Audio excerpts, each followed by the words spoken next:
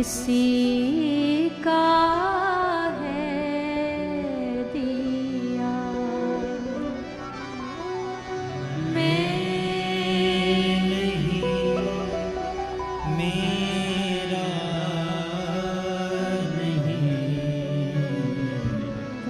ये तन किसी का है दिया। जो भी मेरे पास है वह धन किसी का है दिया। जो भी मेरे पास है वो धन किसी का है दिया। देने वाले ने दिया है भी दिया किसी शान से।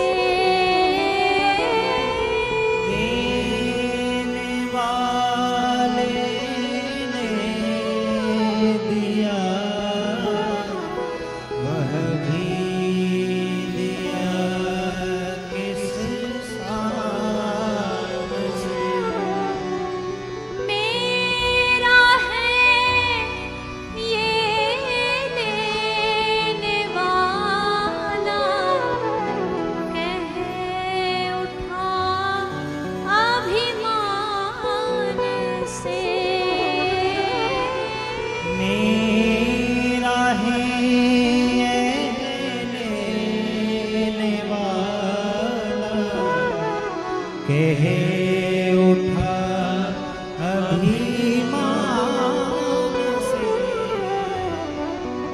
मैं मेरा ये कहने वाला मन किसी का है दिया।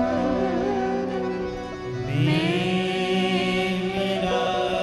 ये कहने वाला ये मन किसी का है दिया।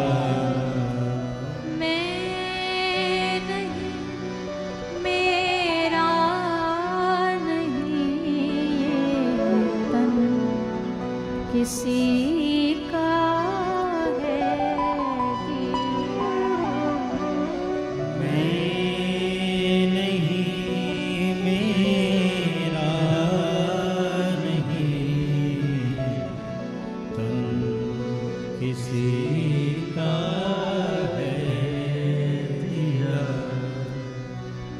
जो भी मेरे पास है वो सब आपका दिया हुआ है नाथ।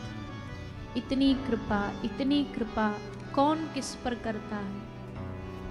भैया संसार में कोई जरा भी हमारी मदद करेगा तो उसके बदले हमसे भी कुछ ना कुछ आशा करेगा, चाहेगा कि ये हमें ऐसा कर दे, ये हमें ये दे दे, ये हमें ये प्रदान कर दे।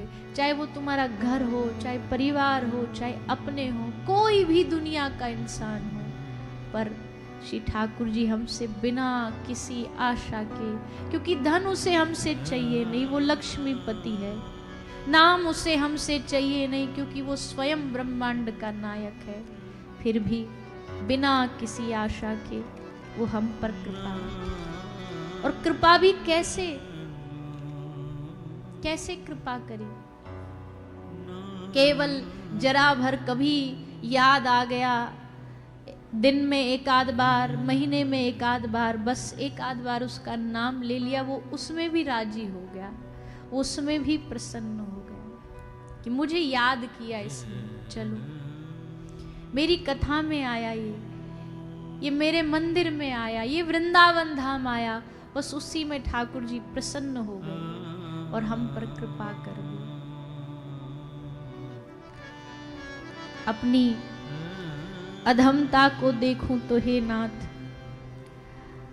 अधम से अधम हो रहा हूं मैं, लेकिन कृपा पर कृपा तुम किए जा रहे हो। अधम से अधम हो रहा हूं मैं, लेकिन कृपा पर कृपा तुम किए जा रहे हो। बहुत सोचता हूं भूल मुझसे न होगी, जो तुमको न भाए वो बात अब न होगी। फिर भी मगर भूल होती है मुझसे, क्षमा ही सदा तुम किए जा रहे हो। कृपा पर कृपा तुम किए जा रहे हो। मैं जो कुछ भी हूं सिर्फ तेरे हवाले, मैं जो कुछ भी हूं सिर्फ तेरे हवाले। ये मालूम जग में न कोई हमारे, ये मालूम जग में न कोई हमारे। मैं फिर भी उलझता हूं इनमें ही मोहन। इतने धक्के खा लिए फिर भी वैराग नहीं जागता। मैं फिर भी उलझता हूं इनमें ही मोहन, पर प्यार फिर भी तुम मुझे किए जा रहे हो। कृपा पर कृपा तुम किए जा रहे हो। तेरी ओट लेकर कपट कर रहा हूं, ठगी मन में लेकर भगत बन रहा हूं। तेरा नाम लेकर के कपट कर रहा हूं, ठगी मन में लेके भगत बन रहा हूं। पता है अभी पोल खुल कर रहेगी, पता तुझको भी है पर ढके जा रहे हो। कृपा पर कृपा तुम किए जा रहे हो। और कृपा करने का जो इरादा है तेरा, भक्त कहता है जब आपने ठान ही लिया है कि आप कृपा करोगे ही, चाहे मैं कितना भी गिर जाऊं, अगर कृपा करनी ही है तो हे नाथ, कृपा करने का जो इरादा है तेरा, तो कृपा कर छुड़ा दो ये विषयों का घेरा। और अगर तुमको लगता है मैं जैसा हूं अच्छा, या तो इस बंधन से छुड़ा दो, इस माया से छुड़ा दो। और माया में फंसा हूं फिर भी अगर आपको अच्छा लग रहा हूं, अगर तुमको लगता है मैं जैसा हूं अच्छा, तो बोलो फिर मिलने कब आ रहे हो। कृपा पर कृपा तुम किए जा रहे हो। अधम से अधम हो रहा हूं मैं, लेकिन कृपा पर कृपा तुम किए जा रहे हो। तो भैया हम गलतियां करना नहीं छोड़ते, पर प्रभु कृपा करना नहीं छोड़ते। हमारा स्वभाव है अवगुणों से भरा हुआ, उसका स्वभाव है बस कृपा कर देना। इसलिए हे प्रभु, जब आप हमें स्वीकार करोगे, आप हम पर कृपा करोगे, तब ये जीवन बदलेगा, तब ये मन बदलेगा। इस 7 दिन की कथा से अगर हमें कुछ देना चाहते हो तो बस इतनी कृपा कर दो।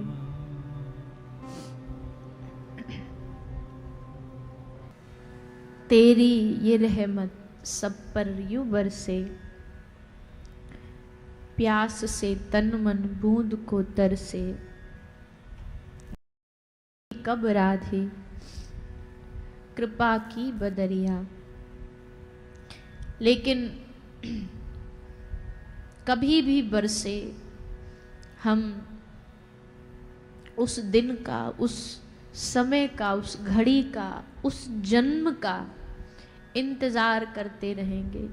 1 जन्म नहीं, 10 जन्म नहीं, 1000 नहीं, लेकिन हर जन्म में बस इतनी कृपा कर देना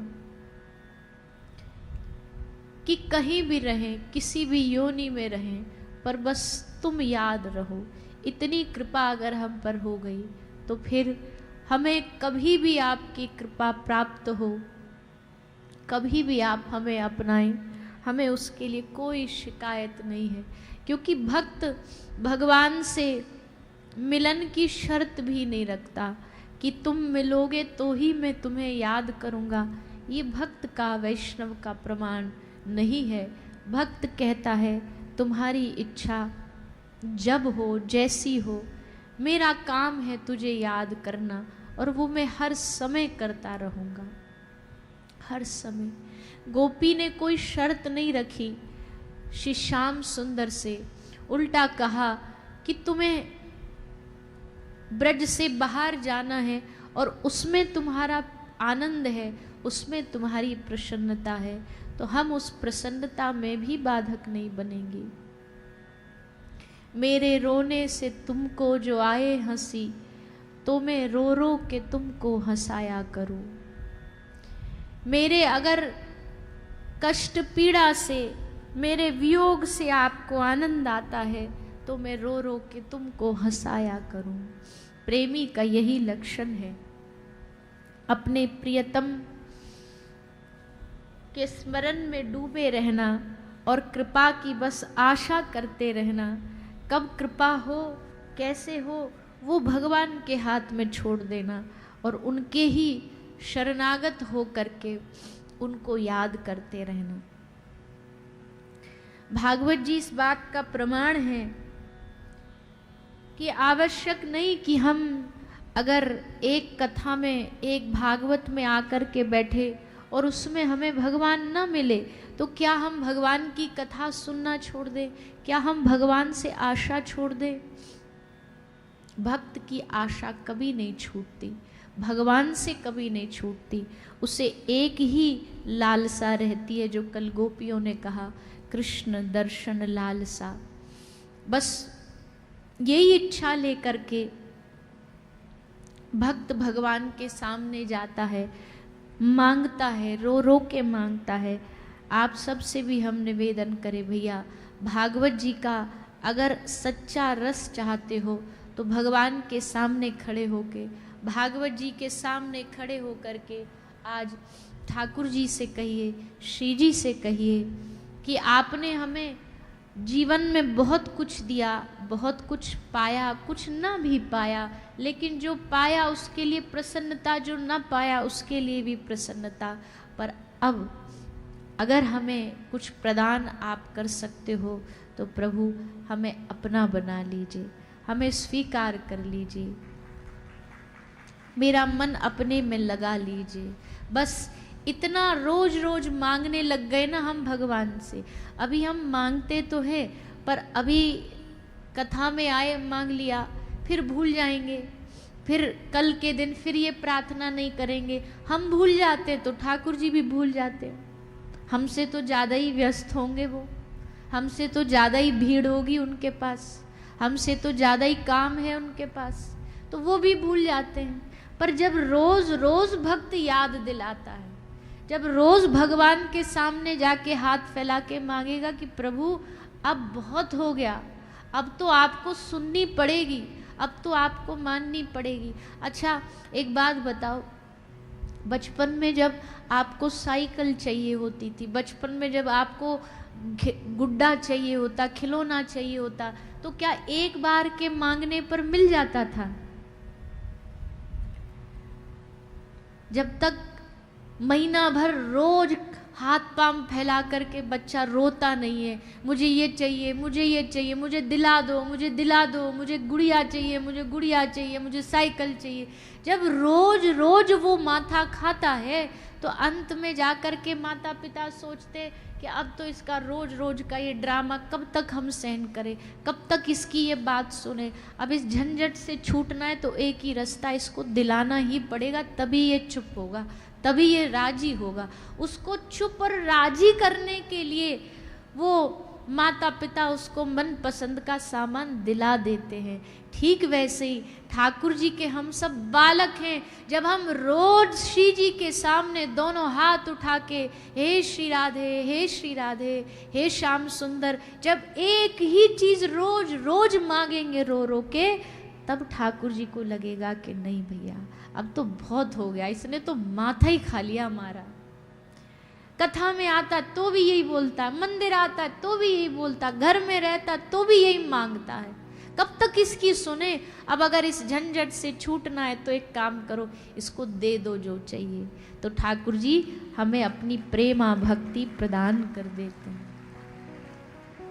तो जिद्दी बालक बन जाइए भगवान के सामने, जिद्दी बालक। जब तक नहीं प्रदान करोगे हम मांगते रहेंगे, हम तुम्हारे दर से उठेंगे नहीं। जिद्दी बन जाइए। जिद्दी होना भगवान को मजबूर कर देता है। भक्तमाल जी में कथा आती है श्री नागा बाबा की। एक ब्रज में साधु हुए नागा बाबा, नाम था उनका नागा बाबा। श्री जी के, ठाकुर जी के बड़े उपासक थे। तो बाबा जी अद्भुत महात्मा थे।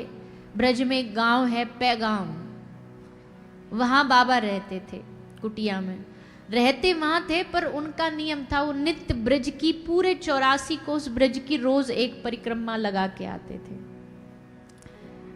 अब ये बात सुनने में तो असंभव लगती है, ज्योग्राफिकली अगर देखोगे तो एक दिन में परिक्रमा संभव नहीं है 84 कोस की। पर बाबा का वेग इतना होता था, उनका नियम था कि मंगला बरसाने में दोपहर का राजभोग इधर वृंदावन में, ऐसे करके पूरा दिन का उनका नियम था। तो बाबा पूरा परिक्रमा लगाते लगाते एक दिन जा रहे थे और महाराज जी की जटाएं बहुत बड़ी बड़ी थी, लंबी लंबी जटाएं धारण करते थे, लंबी लंबी दाढ़ी थी। तो भागे भागे जा रहे थे। बरसाने और कामा, इसके बीच में एक जगह आती है जिसका नाम है कदम खंडी। बरसाने से थोड़ा आगे गांव में अंदर अंदर जाके एक कदम खंडी नामक जगह है और बड़ी अच्छी जगह है। कभी आप सबको अवसर मिले तो जाना, वहां दर्शन करके आना। वह रास मंडप है, जंगल, पूरा एकांत जंगल है, बस एक ही बाबा की कुटिया है, उससे दूर थोड़ा फिर गांव है। अभी भी वहां बड़े भारी भारी हीस के झाड़ के पेड़ हैं। उस समय और ज्यादा झाड़ियां थी। तो जैसे बाबा जा रहे थे परिक्रमा लगाते लगाते भगे भगे भगे भगे, तो जाके बाबा जी की जो जटा है वो जटा जाके झाड़ियों में उलझ गई। और जैसे जटा झाड़ियों में उलझ गई और महाराज बड़ी बुरी तरह उलझी, बड़ी बुरी तरह झाड़ियों में जटा उलझ गई। तो बाबा खड़े हो गए। अरे भाई, किसी का कपड़ा फट जाए या किसी का कहीं कोई कपड़ा किसी चीज में उलझ जाए तो आदमी क्या करेगा? उसे छुड़ाएगा, निकालने की कोशिश करेगा। और बाबा तो एकदम ऐसे हाथ बंद करके खड़े हो गए। गांव वाले बोले, बाबा का है गो, जटा ना सुलझाए गो। बाबा चुप। एक बोलो लगे, बाबा मेहनत लग रही है, बाबा हम सुलझा दे तेरी जटा। बाबा गुस्सा में बोले, तू क्यों सुलझाएगो? ब्रजवासी बोलो, फिर कौन सुलझाएगो? बाबा बोले, जाने उलझाइए वो खुद आके सुलझाएगो। तुम सब पचड़े में मत पड़ो, ये मेरी और उसकी आपसी बात है, ये मेरी और उसकी लड़ाई है। तो तुम क्यों सुलझाओगे? जाने उलझाई वही सुलझाएगो। पर बाबा तू कैसी बात कर रहे हो? बाबरो है गए का? ब्रज में तो ऐसे ही बोलते ना ब्रजवासी, चाहे कोई कितना भी सिद्ध महापुरुष हो ब्रज में, पर ब्रज का बालक और ब्रजवासी वो बाबा को तू ही कह के बुलाएगो। ए बाबा तू कहाँ जा रहे हो? बाबा रोटी खाएगो, बाबा बैठ जा। ब्रजवासियों का प्यार है। कन्हैया को बिना तू करे बात नहीं करते थे वो। तो बोले, बाबा तो तू फिर यहीं परो परो मर जाएगो। बाबा बोले, अब चाहे मरू चाहे जीऊं, अब तो ठान लई कि वो आएगो तो ही जटा सुलझेगी, नहीं भले प्राण निकल जाए, हमें कोई फर्क नहीं। उसके दिए गए प्राण, उसको ही फर्क नहीं तो फिर मर जाए, इससे बढ़िया तो मरना ही बेहतर है। बाबा भूखो प्यासो बोले, नहीं कछु नहीं खाएंगे। और बाबा बस जिद करके ठाकुर जी के सामने अड़ गए। अड़ गए। कुछ समय बीता, दिन बीते, बाबा वहीं खड़े हैं भूखे प्यासे, कोई मतलब नहीं। अब भैया देखो, ठाकुर जी का हृदय ज्यादा दिन तक कठोर रह नहीं पाता है, क्योंकि उनका हृदय है ही नहीं कठोर। कठोर उनका हृदय पत्थर जिनका होता वही तो कठोर रख पाएंगे, ठाकुर जी का है ही नहीं। तो मन एकदम पिघल गया, अरे राम राम राम, आहा हा, क्या बात है, ये बाबा जी तो हमको कितना प्रेम करता है, चलो इसकी जटा हम सुलझाए आते हैं। तो श्याम सुंदर धर पीतांबर कारी कमरिया धारण करके आ गए बाबा जी के सामने, नागा बाबा के सामने। बोले अरे बाबा बड़ो जिद्दी है तू तो, पर चल कोई बात नहीं, तेरी जिद के सामने मैं हार गयो और आ गयो, ला मैं तेरी जटा सुलझा देता हूं। तो बाबा ने हाथ जोड़ करके पूछी कि भाई साहब आपका नाम क्या, आप कौन? ठाकुर जी बोले हमको भाई साहब बोल रहा है, तुझे पता नहीं हम कौन है?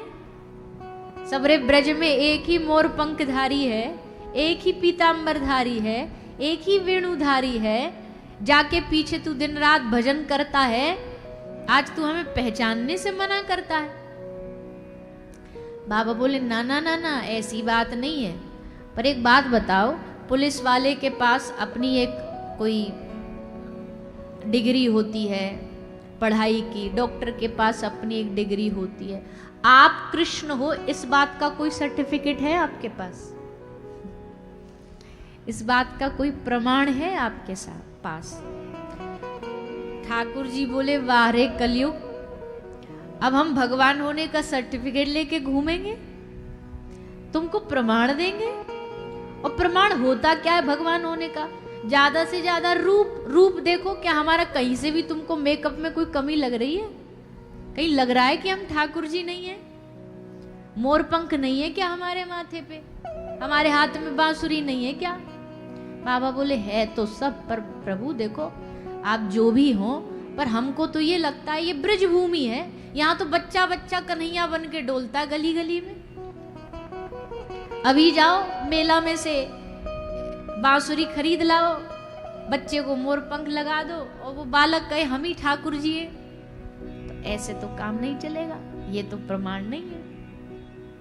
ठाकुर जी बोले अच्छा अब कैसे प्रमाण दे तुझे? अच्छा एक काम कर, हम अपनी मैया को बुला लाते, यशोदा मैया को, नंद बाबा को अपने संग, वो तो आके प्रमाण दे देंगे कि भैया ये हमारा ही छोरा है, ये हमारा ही लाला है, वो थोड़ी ना पहचानने में गड़बड़ करेंगे। तो नागा बाबा बोले प्रभु ये चिकनी चुपड़ी बातें हमें ना बताओ, यशोदा मैया नंद बाबा को बुला लाओगे, पर भैया ये भी बुलाने कोई बड़ी बात नहीं है, अभी हम किसी ब्रज की डोकरी डोकरा को पकड़ लाएं और उसकी जेब में 50 रुपया धर के कहें कि तू बोल देगी मैं नंद बाबा यशोदा हूं, तुरंत बोल देंगे। इस बात से भी हमें कोई पक्का सबूत नहीं मिलेगा कि आप भगवान हो। तो ठाकुर जी बोले भैया फिर तू ही बता दे, तुझे कैसे तसल्ली होगी हम भगवान है, तुझे कैसे पता लगेगा हम भगवान है? तो श्री नागा बाबा जी ने कहा आहा, भाव देखो, ये सब नाटक किस लिए कर रहे थे जानते हैं? हंस के बोले कि एक ही बात से प्रमाण हो सकता है कि आप सचमुच श्री कृष्ण हो, जब आपके साथ हमारी प्यारी किशोरी जी आके बोलेंगी कि हाँ यही मेरे श्याम सुंदर हैं, तभी हम मानेंगे कि हाँ आप ही हो। आपका सर्टिफिकेट कोई और नहीं है, किशोरी जी हैं, वही आपका प्रमाण पत्र है। वो आए, ब्रज का साधु, ब्रज का रसिक साधु अकेले कृष्ण का दर्शन नहीं करता,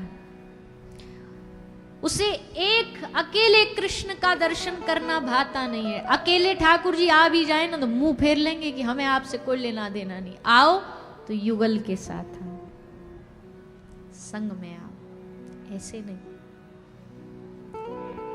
आप कहोगे कि इतनी बड़ी बड़ी बातें फेंकते हो आप, और वैसे आपके ब्रज के मंदिरों में श्री जी हैं नहीं। जो प्रसिद्ध मंदिर है, राधा रमन जी में राधा रमन जी है, श्री बांके बिहारी जी में सिर्फ बांके बिहारी है। लेकिन इसके दो कारण हैं। एक कारण तो ये है कि जो हमने पहले बताया। श्री जी बड़ी समझदार हैं। श्री जी कहती है अगर मैं यहाँ के ढोरे खड़ी हैगी ना तो सवरी जो लाइट है यहाँ पे ते हट के मुंह पे आ जाएगी। कह रहे फिर तुमको कोई देखेगा भी ना मोड़ उठा के। तो भैया श्री जी ने छुप के रहती हैं, रहती तो हैं वृंदावन में। श्री जी के बगैर तो पत्ता तक नहीं हिलता। राधा रमन जी में क्या श्री जी नहीं है? पर फ्रंट में नहीं है, दुनिया को नहीं दर्शन दे रही हैं। उनका मुख श्याम सुंदर की तरफ है, बस अपने प्रियतम को देख रही। गादी के रूप में राधा रमन जी के वाम भाग में विराजी रहती है। एक गद्दी बनती है, उस पर श्री जी का स्वरूप धारण होता है और बस श्री ठाकुर जी को निहारती हैं। बिहारी जी में भी यही भाव है, बिहारी जी में भी गादी रूप में है। तो भैया बाबा बोले कि अब तो श्री जी आएंगी तभी हम प्रमाण मानेंगे कि हाँ वास्तविकता में आप ठाकुर जी। तो ठाकुर जी भगे भगे गए कुंज में, निकुंज में जाके श्री जी से बोले श्री जी चलो हमारे संग, आज एक बड़ा हम पे भारी टास्क आन पड़ा है। श्री जी बोली क्या हुआ है? बोले हमारा प्रमाण पत्र चाहिए कि हम भगवान हैं, और प्रमाण आप ही दे सकती हो हमारा कि हम ही श्याम सुंदर हैं। तो श्री जी को लेकर के श्याम सुंदर आए, और जैसे आए बाबा के सामने और बाबा ने जैसे देखा, आहा आनंद में डूब गए।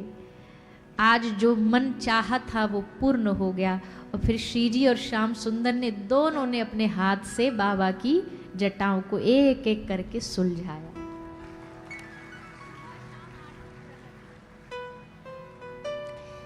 श्री ठाकुर जी और श्री जी ने बाबा की जटाओं को सुलझाया और बाबा को आशीर्वाद दिया। अभी भी कदम खंडी पर ये चित्र देखना कभी जाओगे तो कितना सुंदर स्वरूप है। वहाँ दोनों युगल मिलके बाबा की जटाएं सुलझा रहे हैं, उन पर कृपा कर रहे हैं। तो भैया कहने का भाव है भक्त को जिद्दी होना चाहिए। ठान लिया तो ठान लिया, अब पीछे नहीं हटना। अब बस भगवान से रोज निवेदन करते रहना है, प्रार्थना करते रहना, ठाकुर जी अब गड़बड़ नहीं चलेगी, अब हमको स्वीकार करना पड़ेगा। और हाँ, भक्त का काम बस भगवान से प्रार्थना करना, अपना काम कर देना, बाकी फिर आगे ठाकुर जी अपना काम करते रहो। अपना काम क्या है? भगवान का नाम लेते रहो, श्री जी का नाम लेते रहो।